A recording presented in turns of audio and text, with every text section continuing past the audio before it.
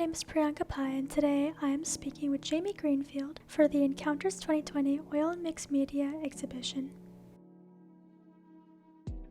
So I noticed a lot of your artworks have moths in them. What drew you towards using the moth as a symbol in your artwork? Yeah, people ask me that a lot. Well, years ago, not to start off on a down note, but when my father died, um, I wrote this very short poem, and I don't know if it was a poem, but a little thing, and it had a moth in it, and in it, the moth sort of served as a symbol for the brevity of life and the very quiet way that it might die against a lighted window. So it wasn't anything special in terms of poetry, but after I wrote it, the moth just became a sort of a starting point for me visually. It became a kind of a narrator of sorts for the drawing that it started to inhabit. Um, and that's how it happened. And then my husband started buying all these moths for me on eBay, and I amassed this large collection of them and then just kept using them. It's just a very potent kind of metaphor, both for the brevity of life and also for the way that that moths sort of constantly search toward the light and move toward the light. So it's this dichotomy. I just got it. I get it. So moths moving toward. Okay. Yeah, so it's like they're moving toward the light and life, and yet also they have this very brief lifespan. So that was interesting. And then of course, once I started making these drawings, it seemed like everything I read had a moth in it as a metaphor. In literature, it's all over the place. And I thought, wow, I never realized this before. I never focused on it before, but there it was. So I didn't invent it as a metaphor. It existed long before I did, but it seemed useful to me in my work. How's painting without having a plan influenced your growth and development as a painter? It's funny because when I like the idea of not knowing everything about a drawing or a painting until after it's done. So one thing leads to another.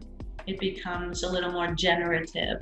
The way that thoughts lead one toward the other, and you don't know what thoughts are coming as you're thinking them. They just kind of progress. And for me, when I use objects in particular, and then I start to use the space around and between the objects, they start to respond to and present and create some kind of logic, some kind of an internal logic that begins to present itself as I go. So it's like a progression of possibilities, kind of like thinking. In the drawings, they present more of what you're asking about, that kind of progression, not knowing what they're about. Sometimes I don't even know what they're about until they're done, and then I look at them and say, oh, so that's what this is about. And that's kind of fun. That's interesting to me, rather than knowing everything beforehand. You teach art to students, right? Do, yes. So how has teaching art to students influenced your own artistic journey? That's a pretty good question. And I've been teaching for over 30 years, amazingly. But really the best thing about teaching for me is watching a student who really begins to love what they do. Often it's a surprise to them and to me, but giving your energy to teaching, and it is exhausting. Sometimes that has kept me from having the energy to do my own work and the time, of course, because teaching takes so much time. and I put a lot of time and energy into it. But the whole idea of, offering advice, creative strategies, um, having to make myself clear to someone else, those things really do have a positive effect, Mm-hmm. because it kind of helps me to make better work. I, a lot of times, need to take my own advice, Mm-hmm. the advice that I've given to others, and that has helped. So, since there's a lot of concepts of nature, cosmology, and other stuff related to that in your artwork, what drew you to these particular concepts, these sources of the connection and correlation towards the inner and outer in your art? Well, I guess we're always kind of we're always navigating, between the internal and the external, and Mm-hmm. so I'm interested in how we do that in order to make sense of the world. It's a constant dialogue between the inner and outer spaces, and so that's what I try and project into my drawings and my paintings, but more into the mixed media drawings. And when I just tend to weave images from nature into the work, it kind of allows, again, for more of a dialogue to take place between the inner and the outer spaces. So my drawings definitely work this way. My paintings are, I guess, I might say, more narrative. I haven't painted in oils that much, so I'm really just starting to get back into that, and I'm pretty much experimenting with the medium. Mm-hmm. So the three flower paintings, for example, that are in the show, that was really just my own little complimentary color assignment that I gave myself. Once Mm-hmm. again, taking my own teaching advice. Um, and so that's where that came from. So it's really sort of a combination of close observation, but also investing a certain amount of the interior. So even with the flowers, there's an interior to the flower, and then there's the exterior that it presents to the world, just like we do. Mm-hmm. Analogy. Just to talk a little bit about this one painting that's behind me, actually. I started painting it, and I use the figure a lot in drawings and paintings, but that painting of the gardener, the gardening angel, really did sort of take a life from something that actually happened, that I read about in the newspaper, which was that there was this man who was almost arrested, literally, for gardening. And people saw him outside their window and called the police because they thought that he was dangerous, and he was an African American man, and started calling the police. And all he was doing was starting a garden. And so that's where that came from. And then certain other things happened, again, sort of taking advantage of what happens after you think something, then you think something else. So making him into an angel, giving him the wing, was really, in a very practical way, what do I do with the other side of this canvas? So, and it became the wing, and then he became the gardening angel. So again, it was that progression. So cosmology, I mean, how the world began and is constantly changing, and then how your work begins and is constantly changing. When did you start oil painting, and for how long? And what kind of inspired you to start using oil paint specifically? Well, I felt for a long time, I mean, I mostly did drawings, mixed media, and used water media, gouache primarily. Mm-hmm. And And then at some point, and I always kind of thought that I would leave oil painting to the great painters because I never thought of myself as a great painter. So I kind of felt like there were enough great paintings and great painters in the world, and I didn't need to add subpar work to that. So I kind of stayed away from oil painting and didn't consider myself a painter necessarily. And then when I stopped teaching full time, I just kind of jumped into it to do something new, to try it and see what happened. And I realized that I really liked it. And as I said, I haven't been doing it that long or focusing on oils that long. And I use alkyd oils. I like them because they dry faster, they don't smell as much. They're oils, but they're a little easier for me to handle. And so I've just been kind of experimenting with them, and I really like it. I hope I'm not adding in a negative way to the body of good paintings. Oh, don't worry, you're not. But yeah, I totally understand how you felt. Your artworks tend to have like kind of like a dreamlike feel to them, like an air of ambiguity. Why did you choose this feeling over concrete representation? What isn't ambiguous, right? When you think about ambiguity is everywhere. It's life, you know. And the whole idea of dreams, in particular, dreams have always kind of amazed me. I love to sleep. I'm a really, really serious sleeper, and I love to remember my. And I wonder where they came from and what they might mean for me. And so certainly I know that dreams come from my own subconscious.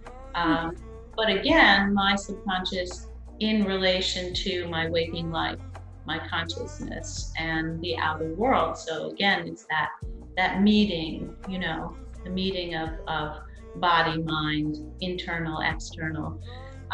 So for me, dreams are kind of like a door, you know, that you can open. Like a gateway to the mind? Exactly, right. To other parts of the mind that you're not conscious of. So I don't try to capture my dreams in my work. Like, here's a picture of what I dreamed last night. I don't try and do that. It's more a question of how dreams work rather than what they look like. So that's the interesting part to me. And getting back to ambiguity, dreams can be very ambiguous, and they take some time to figure out. Sometimes you figure them out and sometimes you don't. Sometimes you figure them out much later. You know, way long after you've had the dream. If you're lucky enough to remember it, something happens and you understand it. And that's kind of interesting to me too, the way that works. Basically, your paintings are more in terms of dream logic rather than specific dreams. Exactly. Yes. Okay. Yes. That's a nice way to put it. Dream logic. Because dreams are so illogical. Like they have their own set of rules, basically. Yes, they have their own logic. Exactly. To me, there's so much potential there.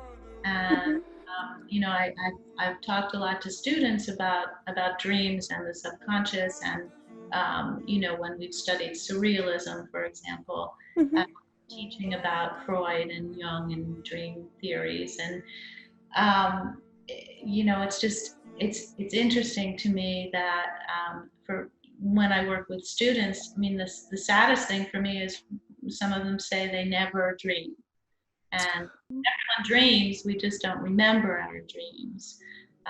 True. And try and encourage them to even wake up in the middle of the night, for example, and maybe they'll remember the dream better that way, you know, write it down.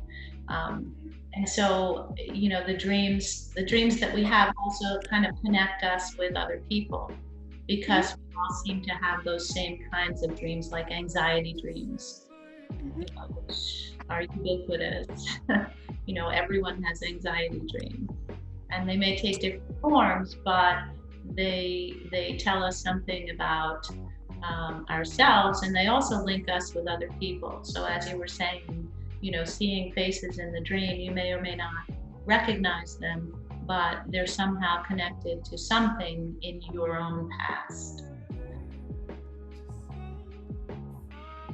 A lot of your artworks, at least the oil painting ones, seem to have some inspirations. Like they remind me of like art from like a few other artists. Mm. Basically, I was gonna say, who is your favorite artist? Oh boy, I don't have one favorite. There are so many, and I'll probably forget the most important ones right now. But I do love Magritte. Speaking of artists who are sort of linked with surrealism, I love Magritte. I love his work, but I also like him as a thinker. Um, and I am a big fan of David Hockney. He's always been a favorite of mine. Lucian Freud, all the old masters. I mean, I spent many years drawing from the figure, so I was really steeped in the work of the old masters. So Alice Neal, I love Alice Neal's paintings. I don't know, Frida Kahlo, more for her life, I guess. A lot of your artworks have like little faces. Do you use faces of particular people that you know personally? I don't actually. I started drawing the little faces in the squares, in the boxes years ago, and I just would start drawing a face. What I liked is that I didn't know who it was, and I felt like that face, that person, emerged, like appeared. Mm-hmm. And I never really knew who it was until it got there. So I would just literally, so it was kind of like an automatic process in that I wasn't trying to make a particular face. So that was the fun part for me, was that they would just appear. The other day, I've been teaching a class on Zoom and for the past 10 weeks, which was really difficult because it was a drawing class. Possible to teach a studio class, I think, online. But anyway, it kind of hit me the other day that all those little faces and all those little boxes have now sort of become my reality because Mm-hmm. of all these little Zoom faces on screen that we're dealing with every day.